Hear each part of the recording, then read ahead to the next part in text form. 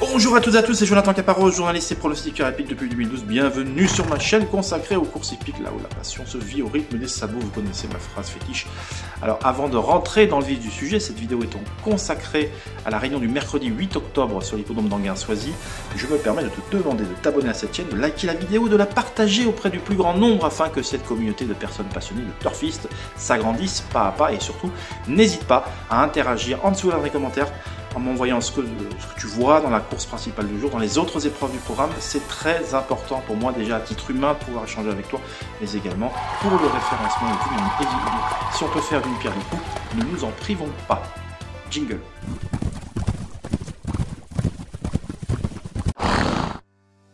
Alors, le quintet ce mercredi sera réservé à des trotteurs d'âge, 2875 mètres à parcourir, 2 poteaux de départ. Donc ce sont pour des 6 et 7 ans. Et parmi eux, le 14 Jolie Doll sera installé logiquement parmi les favorites des pronostiqueurs dont je fais partie. Alors j'explique ici de manière pédagogique pourquoi. Eh bien Jolie Doll va s'installer favorite. Alors je le fais à J-2, hein. Alors, même quand la vidéo vous la visionnez à J-1 et que les journaux sont déjà sortis, sachez que moi je le fais toujours à J-2, voire même J-3. Voilà, donc je ne m'appuie pas, sur les autres journaux, c'est mon métier. Donc Jolie Doll, pourquoi? Alors, elle rend certes 25 mètres, mais c'est une jument de classe qui n'a besoin de personne dans un parcours. Elle peut enrouler de loin si besoin est. Alors bien évidemment, là, elle rend 25 mètres, donc elle ne sera pas aux avant-postes durant les premiers hectomètres de course. Et je pense que son driver va essayer de profiter d'un temps mort, peut-être à un tour de l'arrivée, pour venir la placer aux avant-postes. Voilà, il faudra construire petit à petit sa victoire potentielle. Donc il ne faudra pas partir comme un fou en partant, mais il faudra surtout essayer de la faire rapprocher tout en progression.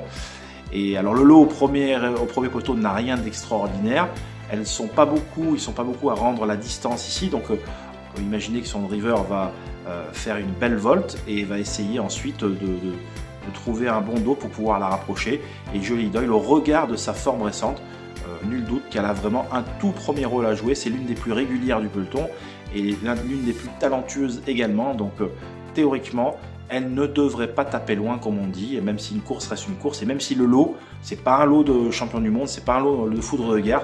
Maintenant, elle vaut mieux que ça, et elle s'élance aux 25 mètres, et normalement, s'il y a une logique, elle doit pouvoir faire le tour de ses adversaires à un moment donné, et prendre une part active à l'arrivée. Donc voilà pourquoi Jolie Doll, pourquoi les pronostiqueurs vont la retenir très haut, mais en aucun cas, je recommande de parier de telles épreuves parce que ce sont des courses extrêmement risquées. Les courses à quintet sont des courses à spectacle avec beaucoup de rebondissements il vaut mieux surtout les regarder que les jouer parce que voilà, déjà on ne peut pas se permettre de jouer dans toutes les courses et particulièrement dans celle-là. Voilà, ça c'est mon avis, il ne changera pas.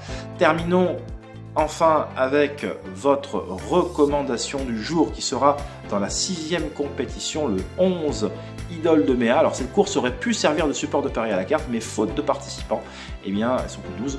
Du coup, les organisateurs n'ont pas pu la placer en quintet. Il fallait au moins 13 voire 14 partants. Ils ont préféré une autre course où il y avait plus de participants, et c'est tout à fait logique d'ailleurs. Donc Idole de Méa, le 6 à 11, pourquoi? Parce qu'elle vient de faire l'arrivée à Vincennes d'un très bon lot. Elle était grande favorite. Alors elle est montée sur le podium ce jour-là à Vincennes, mais un tantinet décevante. Voilà, on entendait un petit peu mieux. Là, elle sera ferrée cette fois-ci, mais équipée d'une ferrure légère. Et vous savez que la piste d'Anguin résonne beaucoup plus pour le sabot des chevaux. C'est pas top. Il y a beaucoup de professionnels à juste titre qui veulent préserver les jambes, surtout qu'on est à 3 semaines du début du meeting d'hiver. Donc ça sert à rien voilà, il faut vraiment préserver les chevaux. Et donc Idole de Méa sera équipée j'imagine, de 4 petits talus qui remplacent un peu le déferrage. Alors c'est peut-être pas comme le déferrage entièrement, mais honnêtement ça y ressemble. Et la jument rencontre un lot vraiment à sa portée. Elle rend également 25 mètres à l'instar de Jolie Doll dans quintet. Mais là je vous la recommande parce que c'est une jument, je le répète, qui trouve vraiment un engagement dans ses cordes avec un lot à sa portée. Et je vois pas trop ce qui peut théoriquement lui arriver. Elle également peut employer toutes les tactiques. Et vu la relative faiblesse des concurrents du premier poteau, alors il y a peut-être Yazelma qui reste sur 2 victoires, mais honnêtement je suis pas trop inquiet pour Idole de Méa qui a largement le potentiel pour se placer au moins ici. Voilà, cette vidéo arrive à son terme. N'hésite pas, s'il te plaît, à interagir en dessous avec moi. Ça me fera vraiment plaisir.